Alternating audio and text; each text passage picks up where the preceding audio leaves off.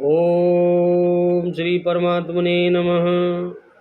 यथार्थ गीता अध्याय 9 श्लोक 19 और 20। तपाम्यहमं वर्ष निर्गहम् उत्सृजामि च अमृतं च एव मृत्यु च सत असत च अहम् अर्जुन। त्रैविध्या मां शोपमा पूपपापा पूतपापा यज्ञे इष्ट्वा स्वर्गतिं प्रार्थयन्ते ते पुण्यम् आसाद्य सुरेन्द्रलोकम् अस्निन्तिं दिव्यान् दिवि देवभोगान्। भगवान कह रहे हैं, अर्जुन, मैं ही सूर्य रूप से तपता हूँ, वर्षा का आकर्षण करता हूँ और उसे बरसाता हूँ। हे अर्जुन, मैं ही अमृत और मृत्यु हूँ और सत्य और असत्य भी मैं ही हूँ, भगवान ने कहा। और तीनों वेदों में विधान किए हुए सकाम कर्मों को करने वाले, सोम रस को पीने वाले, पाप रहित पुरुष मुझको यज्ञों के द्वारा पूजकर स्वर्ग की प्राप्ति चाहते हैं। वे पुरुष अपने पुण्यों के फल रूप स्वर्ग लोक को प्राप्त होकर स्वर्ग में दिव्य देवताओं के भोगों को भोगते हैं, भगवान ने कहा। मैं सूर्य रूप से तपता हूँ और वर्षा को आकर्षित करता हूँ और उसे बरसाता हूँ। मृत्यु से परे जो अमृत तत्व तथा मृत्यु, सत्य और असत्य सब कुछ मैं ही हूँ, अर्थात जो परम प्रकाश प्रदान करता है वह सूर्य मैं ही हूँ। कभी कभी भजने वाले मुझे, जो मेरा भजन करने वाले हैं, वो मुझे असत भी मान बैठते हैं, वे मृत्यु को प्राप्त होते हैं।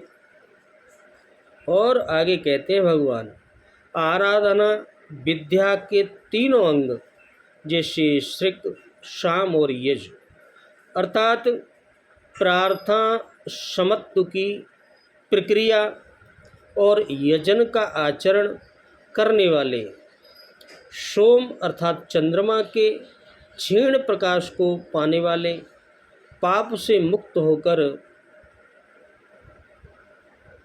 पवित्र हुए पुरुष उसी यज्ञ की निर्धारित प्रक्रिया द्वारा मुझे इष्ट रूप में पूज कर स्वर्ग के लिए प्रार्थना करते हैं।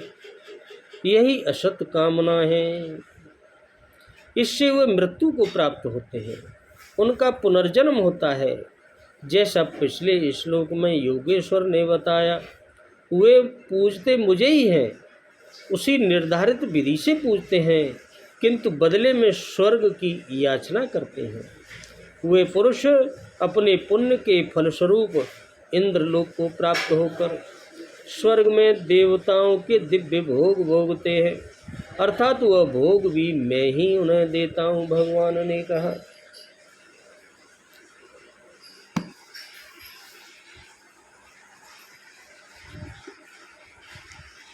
मैं ही सूर्य रूप से तपता हूँ तथा वर्षा को आकर्षित करता और बरसाता हूँ। इसका क्या भाव है, ये किस लिए कहा भगवान ने? इस कथन से भगवान ने यह भाव दिखलाया है कि अपनी किरणों के द्वारा समस्त जगत को उष्णता और प्रकाश प्रदान करने वाला तथा समुद्र आदि स्थानों से जल को उठाकर रोक रखने वाला तथा उसे लोक हितार्थ मेघों के द्वारा यथा समय पर यथा योग्य वितरण करने वाला सूर्य भी मेरा ही स्वरूप है, भगवान ने कहा। वर्षा सूर्य की वजह से ही होती है। अमृतम पद का क्या अभिप्राय है? जिसके पान कर लेने से मनुष्य मृत्यु के वश न होकर अमर हो जाता है, उसे अमृत कहते हैं। देवलोक के जिस अमृत की बात कही जाती है, उस अमृत के पान से यद्यपि देवताओं का मरण मृत्यु लोक के जीवों के समान नहीं होता, इनसे अत्यंत विलक्षण होता है, परंतु यह बात नहीं है कि उसके पान से नाश ही न हो, नाश तो होता है। ऐसे परम अमृत तो एक भगवान ही है, भगवान ही है मैन अमृत, जिनकी प्राप्ति हो जाने पर मनुष्य सदा के लिए मृत्यु के पास से मुक्त हो जाता है, यानी अमर हो जाता है। इसीलिए भगवान ने अपने को अमृत कहा है और इसीलिए मुक्ति को भी अमृत कहते हैं। मुक्ति होती है तो अमृत ही मानो उसे। मृत्यु पद किसका वाचक है और भगवान उसे अपना स्वरूप बतलाने क्यों बतला रहे हैं? मृत्यु को भी शव का नाश करने वाले काल को मृत्यु कहते हैं। सृष्टि लीला के सुचारू रूप से चलते रहने में सर्ग और श्रृंगार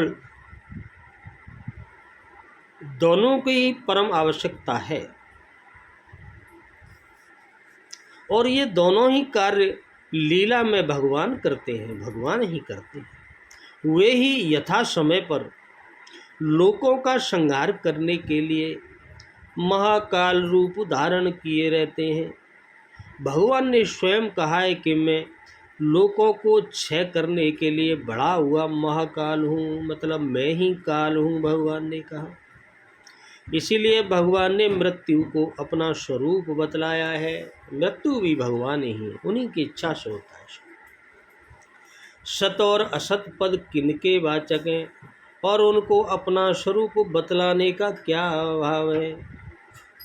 जिसका कभी अभाव नहीं होता उस अविनाशी आत्मा को सत कहते हैं और नाशवान अनित्य वस्तु मात्र का नाम असत है। इन्हीं दोनों को 15वें अध्याय में अक्षर और क्षर पुरुष के नाम से कहा गया है।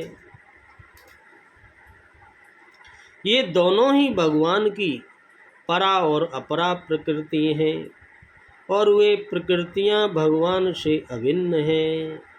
इसलिए भगवान ने सत्य और असत्य को अपना ही स्वरूप बतलाया।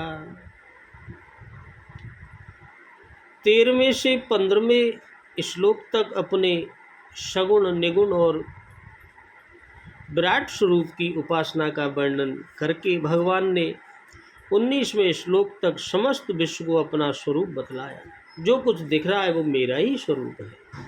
समस्त विश्व मेरा ही स्वरूप होने के कारण इंद्र आदि अन्य देवताओं की उपासना भी प्रकारांतर से मेरी ही उपासना है, परंतु ऐसा न जानकर फल आसक्ति पूर्वक पृथक पृथक भाव से उपासना करने वालों को मेरी प्राप्ति न होकर विनाशी फल ही मिलता है। इसी बात को दिखलाने के लिए अब 2 श्लोकों में भगवान उस उपासना का फल सहित वर्णन करते हैं। क्या कहते हैं? यहाँ स्वर्ग प्राप्ति के प्रतिबंधन देव स्वरूप पाप से पवित्र होना समझना चाहिए।